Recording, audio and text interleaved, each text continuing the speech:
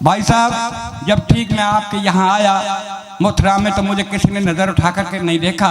एक डॉक्टर साहब ने देखा और मेरे से बोल भाई साहब कहाँ जा रहे हो? मैंने कहा भाई साहब मैं रामनगर जा रहा हूँ। कब सम्मेलन में? आप कभी हो? मैंने कहा हाँ। बोला आप कभी क्या हो? आप तो बीमार हैं। अरे मैं डॉक्टर साहब मैं बीमार नहीं हूँ। अरे बोल मैं डॉक्टर हूँ, मेरा विश्वास करो। आप में खून नहीं है, खून चेक करा लो। मैं डॉक्टर साहब खून नहीं ना तो चेक क्या कराऊँ? अरे बोल ब्लड प्रेशर चेक करा लो। मैं डॉक्टर साहब जब ब्लड ही नहीं है तो प्रेशर कहाँ से होगा?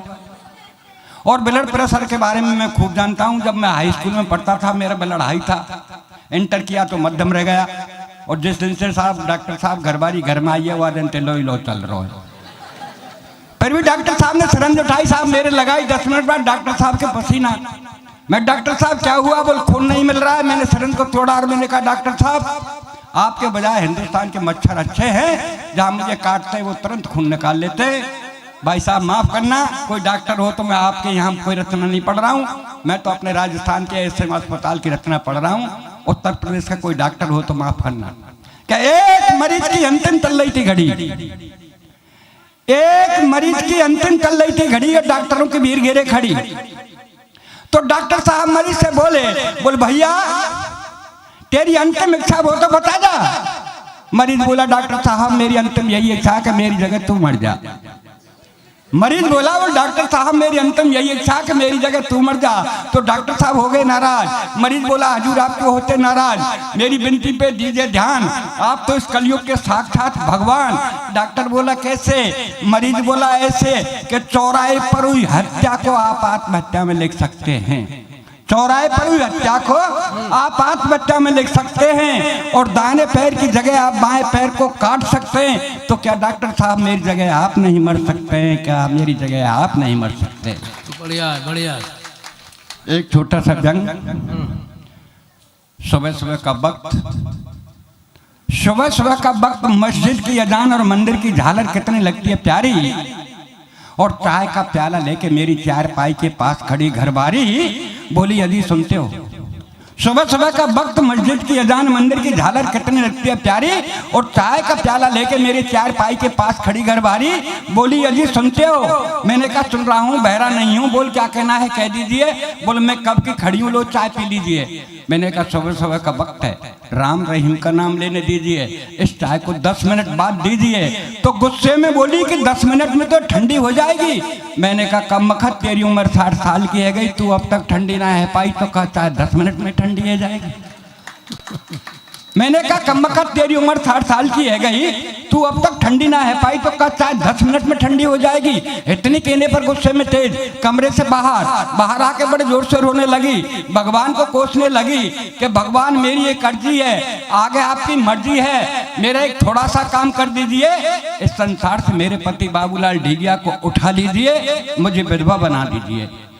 इतनी सुनने पर अपन भी गुस्से में तेज बैग उठाया कमरे से बाहर।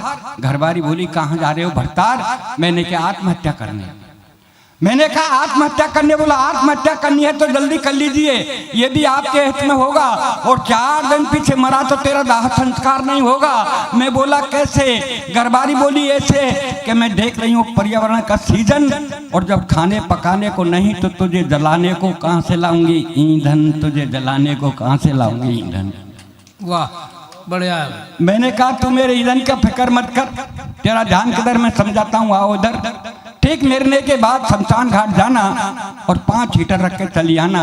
बेटे को समझाना बेटे जाना बटन दबाना, पापा को जला के घर चले आना। बोल ठीक है तेरे मरने के बाद शमशान घाट जाऊंगी, 4 हीटर रखाऊंगी, बेटे को समझाऊंगी, बेटा जाएगा बटन दबाएगा, तुझे जला के घर चला आएगा। पर एक बात बता, तू जलने के बाद पता नहीं स्वर्ग या नर्क जाएगा, पर इस महंगाई में जो 5-5 हीटरों का बिल आएगा उसे का तेरा बाप चुकाएगा, उसे का तेरा बाप चुकाएगा। बहुत बढ़िया। एक बाबा मेरे नजर आ रहे हैं, मैं बाबा के चरणों में प्रणाम करता हूँ। ऐसे जो महान साधु हैं, आज साधुओं ने ऐसे महान साधुओं का अपमान कर डाला। तब 4 पंक्ति पढ़ता हूँ। कल ले फिर पता नहीं अगली साल जान तू आप। हाँ बाबा ने क्या भरोसा है कि धरा दुखी है आज हमारी इन बाबाओं की करतूत से, और संभल के रहना अपने घर में जिंदे इन भूतों से। तब पढ़ता हूं कि रघुपत राघव राजा राम रघुपत राघव राजा राम, मिल गई जेल करें आराम। बैठे रो रे राम रहीम और आसाराम, रघुपत राघव राजा राम, मिल गई जेल करो आराम, रघुपत राघव राजा राम। काट की हांडी खूब चढ़े, तरो पदर गए नीचे थे, और लुटिया बन के डूब गई, अब नाय मिलेगी ढूंढे थे। उड़ गई पगड़ी हुए बदनाम, रघुपत राघव राजा राम, मिल गई जेल करें आराम, रघुपत राघव राजा राम। ऐसे महान साधुओं को उन लोगों ने बदनाम कर दिया। अब एक छोटी सी रचना पढ़ के मैं बैठ जाऊंगा। मेरे से पहले दो कवि गुजर गए, एक एक करके सब कवि गुजर जाएंगे। हाँ गुजर जाएंगे सर। हाँ सच कह माता रहा है। बहनें बैठी है, अब इसका गुजरने का इंतजार है बस। माता बहन बैठी है ना, सब भूमिका बना रहा हूँ, सीधे साधा पढ़ रहा हूँ, समय का अभाव है, कवियों की लिस्ट लंबी है। कि परसों के रोज मेरे एक मित्र का कार्ड आया, उसकी बेटी की शादी थी, उसमें मुझको बुलवाया, लिखा भैया आना, आपके बस के कुछ ना हो तो केवल कन्यादान कर जाना। भैया आना, आपके बस के कुछ ना हो तो केवल कन्यादान कर जाना। मैं 5 बर्तनों का सेट 11 रुपया नेट लेकर रवाना हुआ। वहां देखता हूँ बहन बेटियों का ताता, कोई आता कोई जाता। एक कमरे में बबीता और उसकी सहेली, पास में बैठी थी वो दुल्हन नई नवेली, उसी कमरे में मुझे बैठा दिया। तो एक सखी बोली कि बहन तू पराई हो गई, एक सखी बोली कि बहन तू पराई हो गई, पराई का नाम सुन के सरोज रो गई। तो देख ये हाल, और दुल्हन बोली तत्काल। भाइयों उस दुल्हन के सम्मान में ताली बजाना, जो मैं अंतिम लाइन कहूंगा कि क्या कहूंगा कि देख ये हाल, और वो दुल्हन बोली तत्काल। अरे बोले बाबरी तू क्यों रो रही है, मैं कोई हमेशा को नहीं जा रही हूँ, आज सुहागरात कल तल्लाक परसों यहीं आ रही हूँ, आज सुहागरात कल तल्लाक परसों यहीं आ रही। वाह वाह वाह। अब जी आज सुहागरात कल तल्लाक पर क्यों?